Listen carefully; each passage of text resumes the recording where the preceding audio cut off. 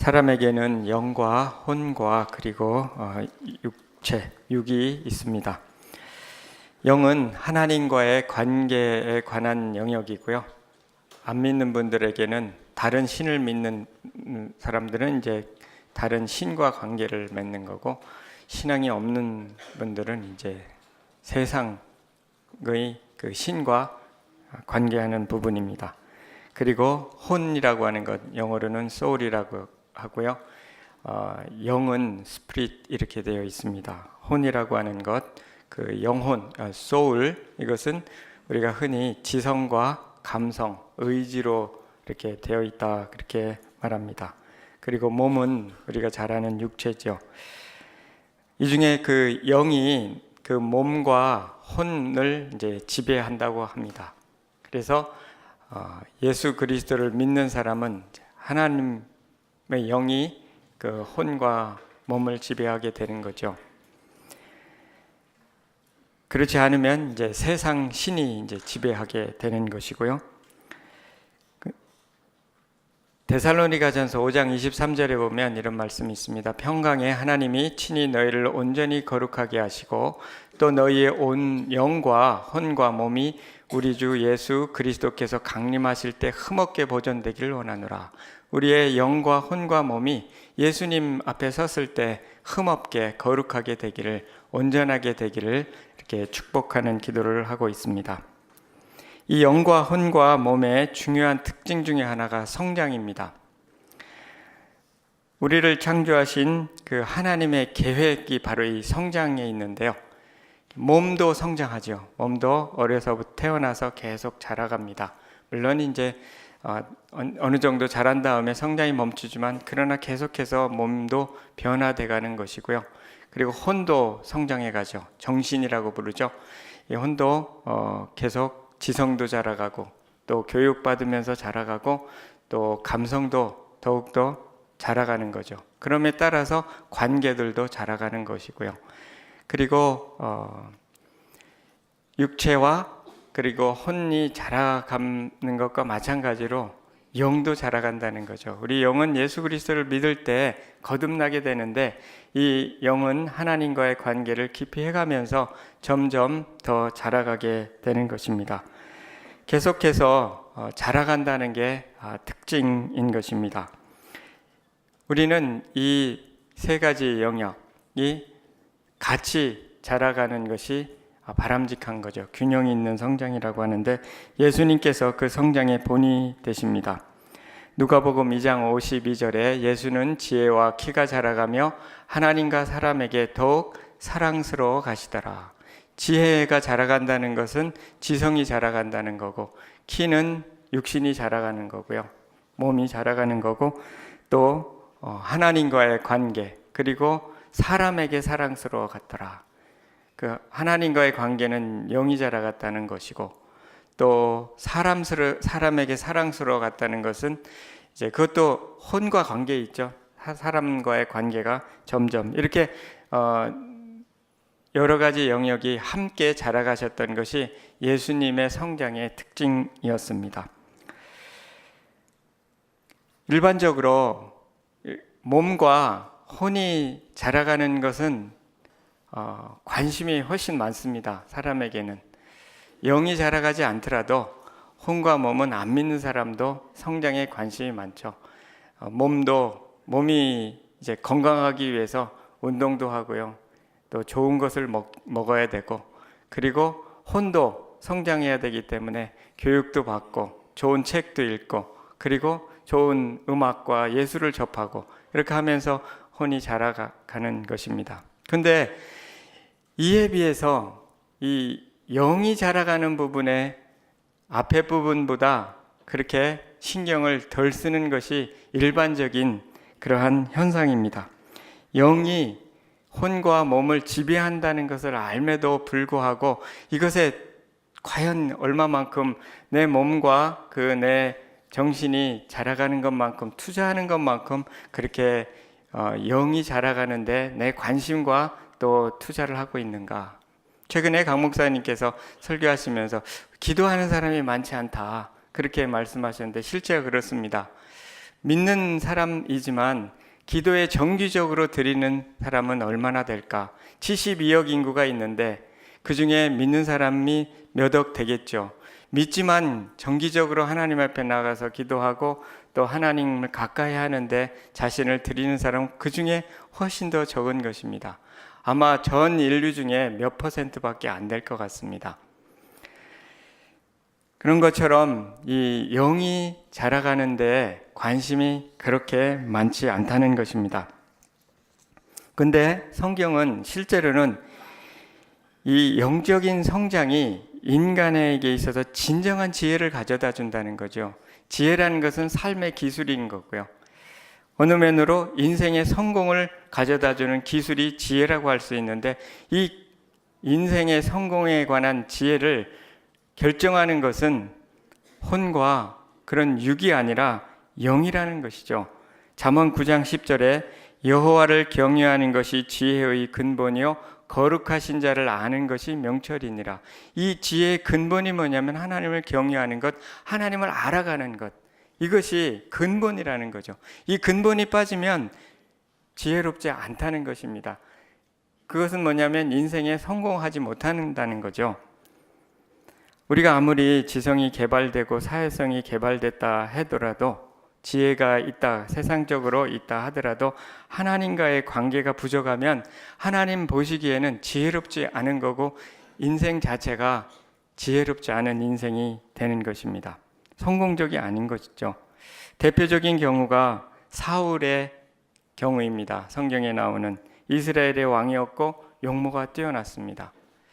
그렇지만 하나님과의 관계가 이 영의 부분이 온전하게 성장하지 못했습니다. 늘 그는 그 자신의 그 질투를 극복하지 못했고 계속 다윗을 죽이려고 했었고, 그리고 결국은 그 인생은 실패하는 인생이 되고 말았던 것입니다. 그래서 성공적인 인생의 관건은 인간관계의 개발에 있기보다는 중요한 것이지만 하나님과의 관계 개발에 더 초점이 있다는 것입니다. 성경이 말해주는 바죠. 그래서 성경에는 사람의 행위가 여호와를 기쁘시게 하면 원수라도 화목해 하느니라. 잠언 16장 7절 말씀인데요. 우리는 사람과의 화목이 중요하고 그래서 관계를 잘 개발하려고 애를 쓰죠. 그러나 관계의 핵심은 하나님을 기쁘시게 하는 데 있다는 것입니다. 사람의 행위가 하나님을 기쁘시게 할 때 원수라도 화목해 하신, 그 화목해 하는 결정인 누가 하시냐면 하나님이 하신다는 것입니다. 결국은 우리의 성공적인 인생, 하나님을 기쁘시게 하는 삶, 이것은 우리의 영적인 성장에 달려 있다고 하는 것입니다. 오늘 말씀은 우리가 어떻게 영적으로 성장하겠느냐 하는 것, 진정으로 지혜로운 삶을 살겠느냐 하는 데 대해서 교훈해 주고 있습니다. 오늘 말씀을 통해서 알 수 있는 첫 번째 영적인 성장에 관한 교훈은요, 하나님을 안다는 의미를 배워야 된다는 것입니다. 오늘 말씀 요한일서 2장 12, 14절을 다시 한번 읽어보면, 우리 같이 한번 읽어보면 좋겠습니다. 시작. 자녀들아, 내가 너희에게 쓰는 것은 너희 죄가 그의 이름으로 말미암아 사함을 받았으며, 아비들아, 내가 너희에게 쓰는 것은 너희가 태초부터 계신 일을 알았으며, 청년들아, 내가 너희에게 쓰는 것은 너희가 악한 자를 이기었음이라. 아이들아, 내가 너희에게 쓴 것은 너희가 아버지를 알았으며, 아비들아, 내가 너희에게 쓴 것은 너희가 태초부터 계신 일을 알았으며, 청년들아, 내가 너희에게 쓴 것은 너희가 강하고 하나님의 말씀이 너희 안에 거하시며 너희가 흉악한 자를 이기었음이라. 아이, 아비, 청년에 관한 이야기를 반복해서 지금 12절에서 14절을 하고 있습니다. 여기에 보면 알았다는 이야기가 여러 번 나오죠. 3번이나 나옵니다. 태초부터 계신 일을 알았으며, 너희가 아버지를 알았으며, 태초부터 계신 일을 알았으며. 요한일서의 전체에 가장 핵심적인 단어가 있다면 알았다는 단어인데요, 25번 나옵니다. 하나님을 안다는 이야기죠. 그런데 요한일서의 중심 주제가 있다면 하나님을 알아가는 삶입니다. 이 알아간다는 것은 하나님과 사귀어 간다, 이런 뜻이죠. 그래서 요한일서 1장 3절에 보면 우리가 보고 들은 바를 너에게도 전함은 너희로 우리와 사귐이 있게 하려 함이니 우리의 사귐은 아버지와 그의 아들 예수 그리스도와 더불어 누림이라. 내가 이 성경을, 이 편지를 사도 요한이 그 성도들에게 내가 이 편지를 쓰는 목적은 당신들도 같이 하나님, 내가 아는 그 하나님과 예수 그리스도와의 사귐을 있게 하기 위함이고, 그리고 그것을 통해서 우리가 서로 사귀기 위함이다라고 적고 있습니다. 하나님과의 교제를 회복시키기 위해서, 그 안에서 우리가 참다운 교제를 나누기 위해서 이 편지를 쓰고 있다라고 합니다. 그리고 그 사귐의 결과가 뭐냐면 4절에 나오는데 우리가 이것을 쓰면 우리의 기쁨이 충만하게 하려 합니다. 하나님과의 사귐을 통해서 진정한 인간의 진정한 기쁨이 회복된다고 하는 것입니다. 여기서 하나님을 안다는 것은 지식적으로 아는 것이 아니라 경험적으로 아는 것이고 하나님과의 교제를 통해서 깊이 친밀하게 알아간다 하는 것입니다. 구약에 있어서 하나님을 안다는 그 표현한 그 원어적인 단어는요, 히브리 단어는 부부 관계, 특별히 그 육체적인 관계를 포함하는 그러한 의미를 포함하고 있습니다. 부부가 가장 서로 잘 아는 편이죠. 그렇지 않은 분도 있지만 가장 잘 오랜 시간 같이 있기 때문에 가장 잘 아는 거죠. 무엇을 좋아하는가, 무엇을 싫어하는가, 무슨 생각을 하고 있는가, 무슨 꿈을 꾸고 있는가, 어떨 때 화를 내는가, 어떨 때 기뻐하는가 아는 것이죠. 잘 모르면 그 문제가 있는 부부죠. 저는 최근에 이제 음식을 먹으면서 새롭게 또 안 것이 있는데, 아내에 대해서 안 거죠. 무슨 볶은 음식을 먹었는데 내 기대만큼 맛이 없었습니다. 그래서 이게 도대체 뭘 사용해서 이게 만들었느냐고, 이렇게 뭐 볶았으니까 무슨 기름을 썼냐고 물어봤습니다. 그랬더니 카카오가 아니라 코코아 기름을 썼더니, 요즘에는 이제 이 오가닉이 아주 대세더라고요. 그래서 저하고 집사람하고는 식구도 없으니까 주로 이제 오가닉을 사나 봐요. 그래서 오가닉 그 파는 데 가면 이 우유는 코코아하고 아몬드밖에 없더라고요. 그래서 기름도 코코아를 썼다는 거예요. 그때 나는 오가닉도 좋은데 이거 좀 맛이 이상하다. 옛날처럼 포도씨유를 좀 써서 만들었으면 좋겠다. 근데 이게 분위기가 이상해지는 거예요. 그랬더니 한참 있다가 나랑 앞으로 20-30년 더 몇십 년을 더 살 테인데 그냥 편하게 살려면 해주는 거 그냥 먹으라는 거예요. 근데 거기서 그냥 가만히 있어야 되는데 한마디를 또 한 거예요. 아무리 그래도 맛없는 건 맛없다고 말할 수는 있어야 되지 않느냐고.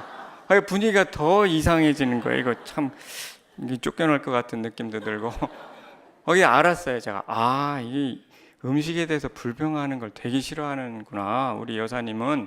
이렇게 이제 알았죠. 그 다음부터는 이제 음식은 묻기도 전에 무조건 진짜 맛있다, very delicious, 막 이렇게 하는 거예요. 그리고 뭐 안 먹으면 되죠. 먹고 안 먹는 건 내 자유니까. 뭐 알으니까 이제 지혜가 생긴 거예요. 이게 바로 알면 지혜가 생긴다는 거잖아요. 마찬가지예요. 하나님도 경험적으로 알아가야 되는 거죠. 오랜 시간 하나님과 시간을 보내면서 터득한 하나님에 대한 지식이 필요한 거죠. 기도를 해보면요, 하나님 확실히 기도를 들으세요. 당장은 안 들으시는 것 같은데 하나님 뜻에 합한 기도는 다 들으시고 결국은 응답하셨구나, 신실하시구나, 참 선하시구나, 정말 멋있는 분이시구나 알아가게 되잖아요. 근데 이것은 기도를 하지 않은 사람은 경험하지 못하는 것이죠. 하나님의 또 말씀을 순종해 가면서 알아가는 거죠. 단지 듣기만 아니라 들을 뿐만 아니라 순종해 보는 거죠. 히브리서 5장 13, 14절에 이는 젖을 먹는 자마다 어린아이니 의의 말씀을 경험하지 못한 자요 단단한 음식은 장성한 자의 것이니 그들은 지각을 사용함으로 연단을 받아 선악을 분별하는 자니라. 어린아이가 있고요, 장성한 자가 있어요. 장성한 자의 특징은 뭐냐면 말씀을 경험했다는 거예요. 그리고 지각을 사용함으로 연단을 받아 순종해가면서 분별력을 얻어가는 거죠. 어린아이의 특징은 뭐냐면 쉬운 말만 듣는다는 거예요. 젖만 먹는다는 거죠. 그리고 그러다 보니까 어려움이 오면 쉽게 불평하고 또 불만을 터뜨리는 거죠. 요즘 민수기 묵상하고 있지 않습니까? 민수기에 보면 조금만 어려우면 그냥 원망하고 불평하는, 이것이 어린아이라는 거죠. 장성한 자는 뭐냐면 모세와 같이 무슨 문제가 있으면 하나님 앞에 그냥 엎드리는 거죠. 이와 같이 장성한 자가 돼야 된다. 순종하면서 단단한 음식을 먹어가게 돼가면서 이제 하나님을 알아가는 거죠. 또한 때로는 실패를 통해서도 알아가는 거죠. 다윗은 그 밧세바를 범한 그 실패를 통해서 뼈저리게, 하나님은 참 거룩하신 분이고 또 하나님 모든 것을 아시는 분이고 거짓을 싫어하시는 분이고 뼈저리게 안 다음에 다시는 그 죄를 범하지 않았던 것입니다. 베드로도 마찬가지죠. 예수님을 부인했었고요. 그리고 옛날로 돌아갔었고요. 그러나 예수님이 찾아오셔서 또 회복시켜 주시고, 그래서 그가 예수님의 사랑을 깊이 경험한 후에 그가 죽을 때는 십자가에 달려 죽는데 예수님과 같이 곧바로 죽은 것이 도리가 아니라고 이렇게 거꾸로 매달려 죽었다는 이야기가 있죠. 그래서 실패를 통해서도 계속적으로 알아가는 것입니다. 존 맥스웰 목사님은 겸손해지면 실패의 순간에도 배우고 성장할 수 있다라고 말했습니다. 우리가 실패를 통해서도 배우고 성장하는 것입니다. 이와 같이 하나님을 아는 삶의 결과는 뭐냐면 하나님의 성품을 닮아가는 것입니다. 하나님과 오래 동행하다 보면 하나님을 자신도 모르게 닮아가는 거죠. 그분의 성품을. 마치 큰 바위의 얼굴이라는 그 소설에 보면 큰 바위를 바라보다 자기가 그 큰 바위가 어느덧 되어 있는 것처럼 그렇게 하나님과 동행하면서 점차 하나님의 성품을 닮아가게 되는 것입니다.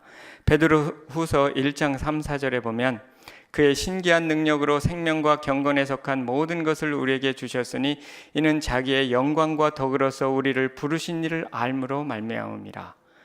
이로써 그 보배롭고 지극히 큰 약속을 우리에게 주사 이 약속으로 말미암아 너희가 정욕 때문에 세상에서 썩어질 것을 피하여 신의 성품에, 신성한 성품에 참여하는 자가 되게 하려 하셨으니, 쉽게 얘기해서 우리를 구원하신 목적이 무엇인가?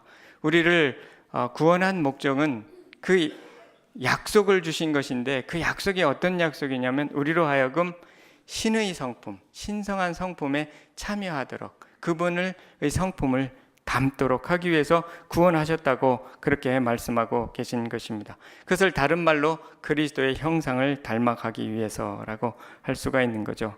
하나님의 형상의 대표적인 것은 성령의 열매죠. 우리가 잘 알듯이 사랑과 희락과 화평과 오래 참음과 자비와 양성과 충성과 온유와 절제. 늘 이거 암송하지만요, 이것을 얻는다면 더 큰 것이 없다는 것을 알게 됩니다. 이것이 바로 하나님의 향기고 하나님의 냄새인 거죠. 만약 그리스도인으로서 하나님을 알아갔는데 이런 향기가 안 난다면, 향기 대신 안 좋은 냄새가 난다면 뭔가 문제가 있는 거죠. 사랑과 희락과 화평, 이런 것들은 인간적인 성품은 아닙니다. 원수를 사랑한다는 거 우리가 할 수 없는 거죠. 용서한다는 거 하기 참 어려운 것입니다. 거기다가 희락, 여기서 말하는 희락은 어떤 환경에도 불구하고 관계없이 우리가 기뻐하는 기쁨인데 이거는 어려운 것입니다. 그리고 화평한 거예요. 나 자신과 화평하고 남과 화평하고 또 하나님과 화평한 이 화평, 오래 참음, 자비, 양선, 충성, 어떤 환경 속에서도 성실하게 일을 해내는 것, 충성, 그리고 절제, 온유, 이런 것들은 우리 인간의 노력으로만 할 수 없는 거죠. 하나님으로부터 능력이 공급돼야만 할 수 있는 것이고, 이것이 진정한 향기고 열매인 것입니다. 산상수훈에 보면은 이것이 기독교의 행복론을 가르쳐 주고 있습니다. 심령이 가난한 자는 복이 있나니 할 때 이 복은 정확하게 행복을 의미합니다.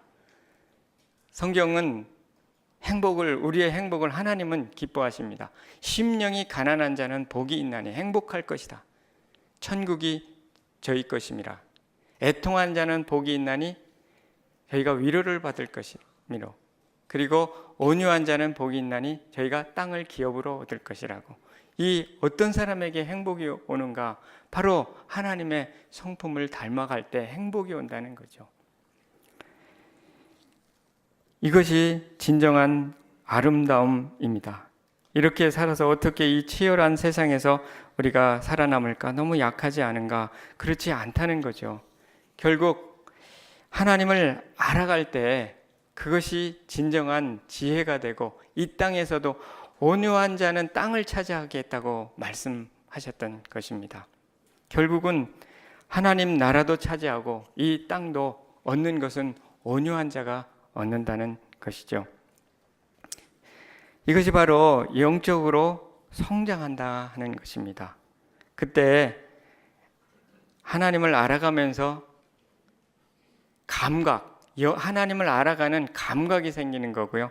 영적인 감각이 발달되는 것입니다.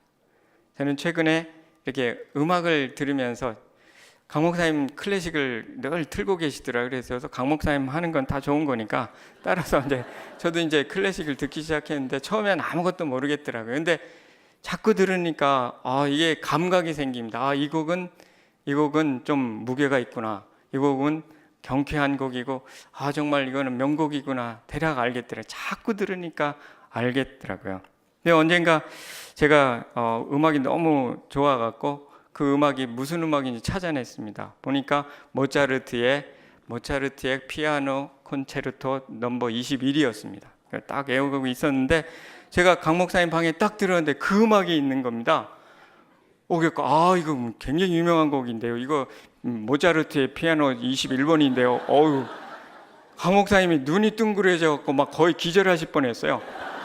아니 음악을 그렇게 모르는 사람이 이거 곡까지 다 하다니 천재라 그러셨던가 뭐 그래요. 좀 아까 다 공부하고 한 건데요. 우연히. 강 목사님 모르고 들으셨던 것 같아요.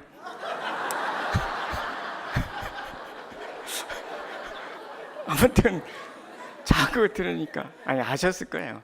자꾸 들으니까 알겠더라고요.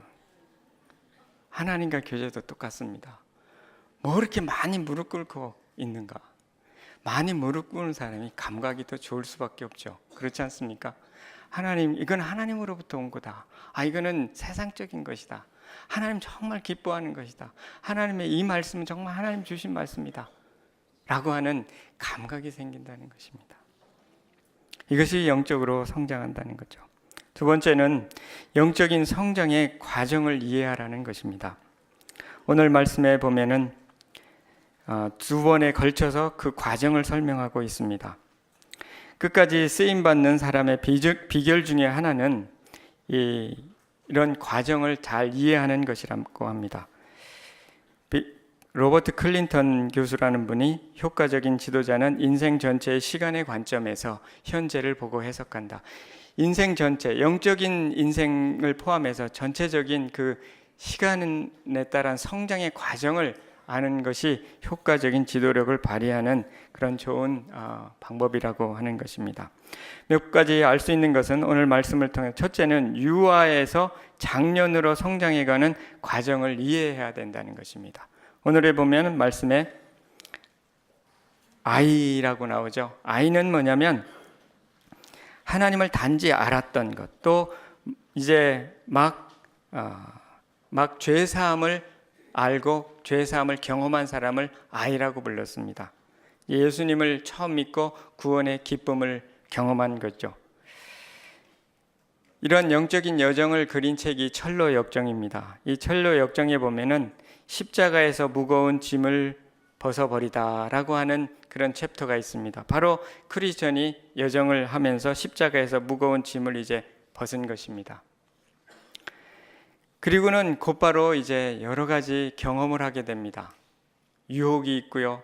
굉장한 시험을 당하게 되고, 이것을 오늘 성경에는 이제 청년이다 이렇게 말했습니다. 13절에 청년의 특징은 악한 자를 이겼다. 그리고 14절에 너희가 강하고 하나님의 말씀이 너희 안에 거하시며 흉악한 자를 이겼다. 뭔가 싸움이 있는 것입니다. 이 싸움이 있는데 이 싸움에서 이겨가는 단계, 이것이 영적인 청년이라는 것입니다. 우리의 육이 있고요, 우리가 영이 있는데 이 둘이 싸우는데 영이 승리를 하는 것, 성령의 이 승리를 하는 것입니다. 이것이 청년의 단계죠. 그래서 철로 역정에 보면 크리스천이 여정을 하면서 십자가에서 짐을 벗은 다음에 여정을 하면서 만나는 것이 고난산을 지나고요, 불신이라는 곳을 지나고요, 그리고 무서운 사자를 만납니다.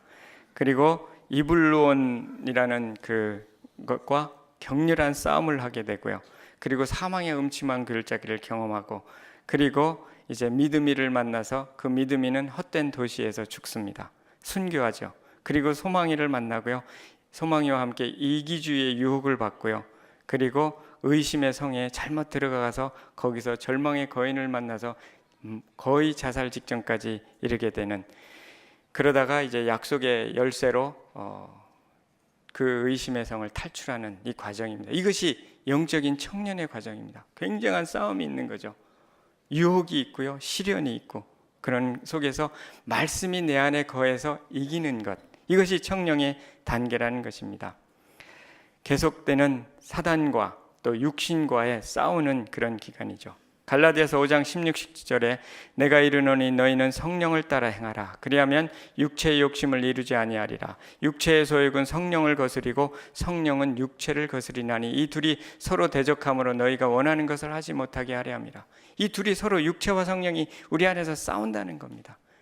청년은 뭔가? 계속적으로 청년으로 성장하는 청년이라는 것은 육신을 영이 이겨나가는 것을 얘기합니다. 그런데 모든 그리스도인이 이 싸움에서 항상 승리하지는 않는다는 것입니다. 이 철로 역정에도 보면 이기주의의 일행이 있는데 결국 대마의 유혹에 빠져 결국 돌아오지 못했다, 이런 이야기가 나옵니다.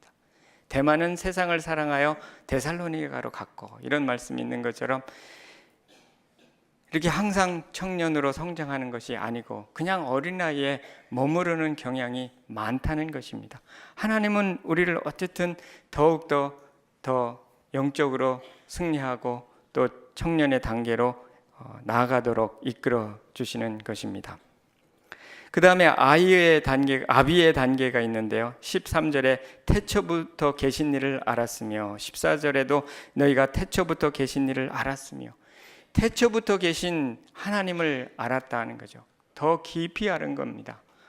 이제 싸움을 통해서 하나님의 도우심을 경험하면서 하나님을 알아가는 것입니다. 깊이 경험해가고 또 하나님의 능력이 어떤지를 알고 하나님의 성품이 어떤지를, 태초부터 계신 그 하나님을 알게 되는 거죠.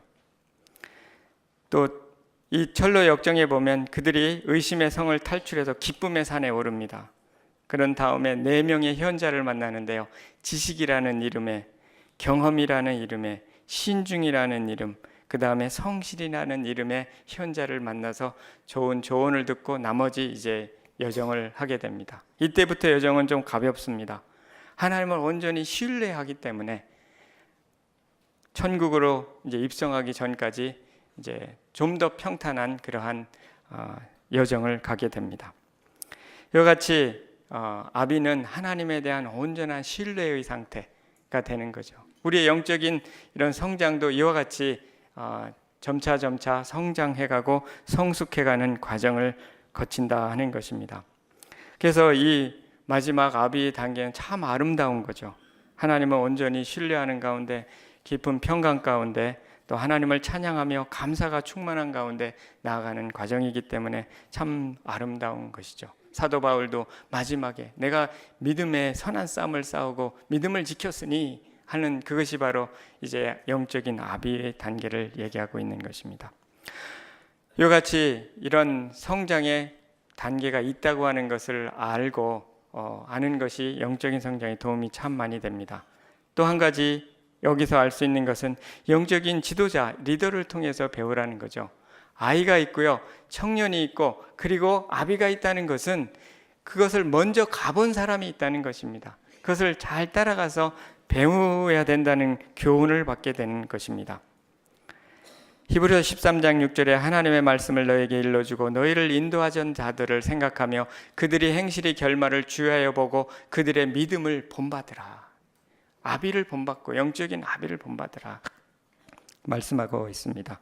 또 한 가지 영적인 성장은 영혼을 도우면서 알아간다는 거죠. 이와 같이 아이가 있고 청년이 있고 아비가 있습니다. 우리가 부모된 자녀를 낳고 기르면서 우리가 변화되는 것처럼 영적으로도 마찬가지입니다. 영적으로도 복음을 전해 사람을 낳아보고 그리고 그 영혼이 성장하는 것들을 내가 도와가면서 나도 성장하는 것입니다. 그래서 이 목자의 경험을 하는 것과 그렇지 않은 것과 성장에 큰 차이가 있습니다. 그것을 경험한 사람들은 그만큼 영적인 그런 성장에 관해서 알게 되고 하나님을 더 깊이 알게 되는 거죠. 또 스몰 그룹을 인도하고 영혼이 성장하는 걸 도와보는 그러한 경험을 통해서 나 자신이 더욱더 성장해 간다는 것입니다. 그리고 네 번째는 고난 중 인내를 통해서 열매를 맺게 된다는 것을 배우게 됩니다.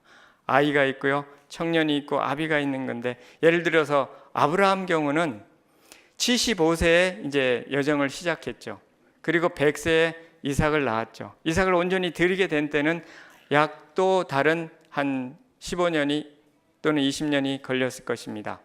이삭이 청년이 되었으니까요. 약 40년의 기간이 되었을 때 비로소 영적인 아비와 같은 단계가 되지 않았나. 이와 같이 열매를 맺는데 오랜 시간이 걸리는 거죠. 그래서 인내의 과정을 통해서 사도 바울도 마찬가지입니다. 스데반이 순교할 때 그의 청년의 나이 30세였습니다. 디모데후서 성경의 마지막 디모데후서를 바울의 서신의 마지막 디모데후서를 쓸 때가 61, 2세가 되었으니까 또 30년의 세월이 흘렀던 것입니다. 누가복음 8장 15절에 좋은 땅에 있다는 것은 착하고 좋은 마음으로 말씀을 듣고 지키어 인내로 결실하는 자니라. 인내가 우리로 하여금 결실하게 한다고 말씀하고 있습니다. 오늘 영적인 성장을 위해서 세 번째는 성장의 결과를 바라보는 것. 이것이 비전이라는 거죠. 비전은 마지막을 바라보는 것이라고 할 수가 있는데 영적인 성장의 그 마지막 아름다운 것을 바라보는 것이 영적인 성장에 도움이 된다는 것입니다. 마태복음 13장 31, 32절에 또 비유를 들어 이르시되 천국은 마치 사람이 자기 밭에 갖다 심은 겨자씨 한 알 같으니 이는 모든 씨보다 작은 것이로되 자란 후에는 풀보다 커서 나무가 되매 공중의 새들이 와서 그 가지에 깃들이느니라. 겨자씨는 약 2mm부터 2mm 정도 된다 그럽니다. 이 겨자씨가 나무를 만드는데요. 이스라엘 땅에서 이 겨자씨 하나가 이제 자라서 풀보다 커서 나무가 된다는 거죠. 나무는 2, 3m로 자란다는 거죠. 1000배 이상의 성장을 이야기하고 있습니다.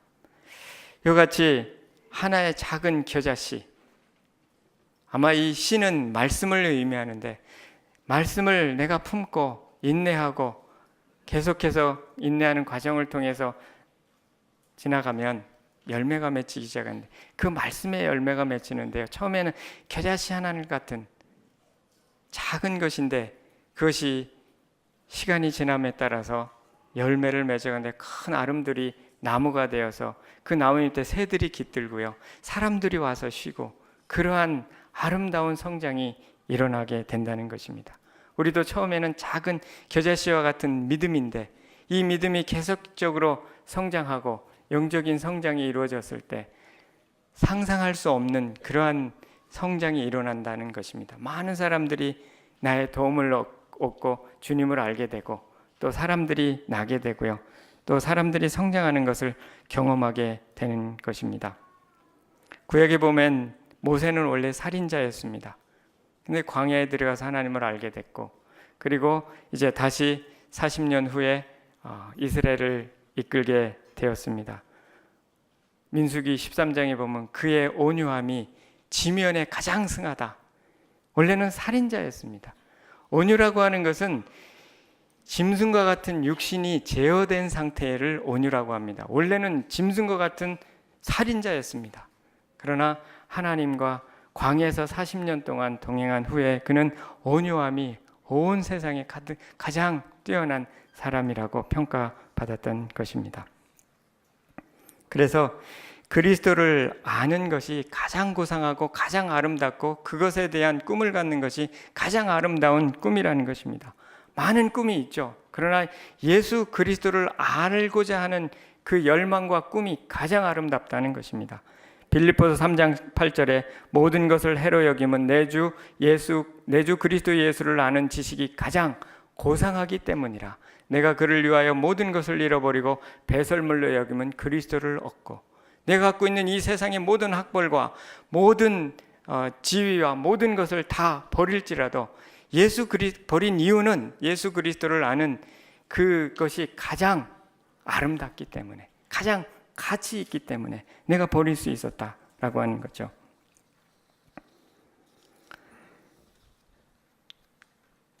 이것이 사도 바울의 고백이었습니다. 영적으로 성장한다는 것은 실제적으로 이와 같이 가장 아름다운 일이며 가장 가치 있는 일이라고 할 수가 있습니다. 이제 이런 성장은 내 힘으로 하는 것이 아니라 사실 하나님의 계획이고 자라게 하시는 분은 하나님이시라 하는 것입니다. 그래서 자라게 하시는 하나님을 의지해야 한다는 거죠. 고린도전서 3장 6절에서 8절 보면 나는 심었고 아볼로는 물을 주었으되 오직 하나님께서 자라나게 하셨나니 그런즉 심는 이나 물 주는 이는 아무것도 아니로되 오직 자라나게 하시는 이는 하나님이시니라 말씀하셨습니다. 자라게 하시는 분은 하나님이시라는 거죠. 그래서 우리를 계속해서 때로는 실패 속에서, 때로는 또 여러 가지 고난 속에서 우리를 끊임없이 성장해서 그리스도의 장성한 분량에까지 자라게 하신다는 것입니다. 이때 우리가 거기에 동참할 필요가 있다는 것입니다. 그것이 영적인 훈련이 될 수가 있습니다. 디모데전서 4장 7, 8절에 보면 명령되고 허탄한 신화를 버리고 경건에 이르도록 내 자신을 연단하라, 훈련하라는 거죠. 육체의 훈련은, 연단은 약간의 유익이 있으나 경건은 범사에 유익하니 금생과 내생의 약속이 있느니라. 이 경건에 대한 훈련은 금생과 내생의 아름다운 약속이 있다는 것입니다. 그래서 하나님과 교제하는 것, 예배 드리는 것, 성경을 공부하는 것, 성도 간에 교제하는 것, 또 순종하는 것, 다른 사람을 도와주는 것, 전도하는 일, 이런 일에 드려지고 경건에 이르기를 훈련할 때 하나님의 성장케 하심을 우리가 경험하고 또 우리의 성장도 경험할 수 있다는 것입니다. 우리가 점차 성장의 감에 따라서 동일하게 이루어지는 것이 있는데 그것이 바로 다른 사람의 성장을 돕는 일이 일어난다는 것입니다. 그래서 우리가 성장한 표지는 뭐냐면 다른 사람의 성장을 돕는 것입니다. 그래서 사도 바울은 이렇게 고백합니다. 데살로니가 전서 2장 19, 20절에 우리의 소망이나 기쁨이나 자랑의 면류관이 무엇이냐? 그가 강림하실 때 우리 주 예수 앞에 너희가 아니냐? 너희는 우리의 영광이요 기쁨이니라. 내가 하늘나라에 갔을 때 하나님 앞에 내놓을 수 있는 것, 그리고 내 소망, 그리고 나의 기쁨, 그리고 나의 모든 자랑, 이건 뭔가? 내가 도왔던 데살로니가 성도들. 이것이 사도 바울의 하늘나라 갔을 때, 예수님 만났을 때 최고의 자랑이요 최고의 소망이라는 것입니다. 이것은 목회자에게만 주는 것이 아니라 모든 그리스도인이 주님 앞에 내놓을 수 있는 것, 그건 뭐냐면 영혼의 열매라는 것입니다. 영혼의 복음을 전해서 구원 얻게 하고 또 그들이 영적으로 성장할 수 있도록 도왔던 그 일들은 그대로 가지고 예수님 앞에 보여드리는 것입니다. 언젠가 그거 내놓으라고 하실 것입니다. 이렇게 구원해 주었고 모든 기도에 응답해 주었고 모든 필요한 거 다 공급해 주었는데 너는 무엇을 했느냐라고 물으실 거라는 거죠. 얼마만큼 주님을 닮은 것, 그거 내어 보여달라. 그리고 내가 영혼들을 위해서 투자했던, 영원한 삶을 위해서 투자했던 그것 보여달라고 하실 것입니다. 그때 떳떳하게 사도 바울처럼 이 영혼들이 바로 내가 내놓을 수 있는 자랑의 면류관입니다 라고 고백하는 여러분 되시기를 소원합니다. 하나님 아버지, 우리를 구원하여 주시고 우리를 성장시켜 주시는 주님께 감사드립니다. 우리들로 하여금 열매를 맺게 하시는 주님께 감사드리며 이 열매를 주님 앞에 내어 보여드리는 저희가 되도록 도우시고 인도하여 주옵소서. 감사하며 예수님 이름으로 기도합니다.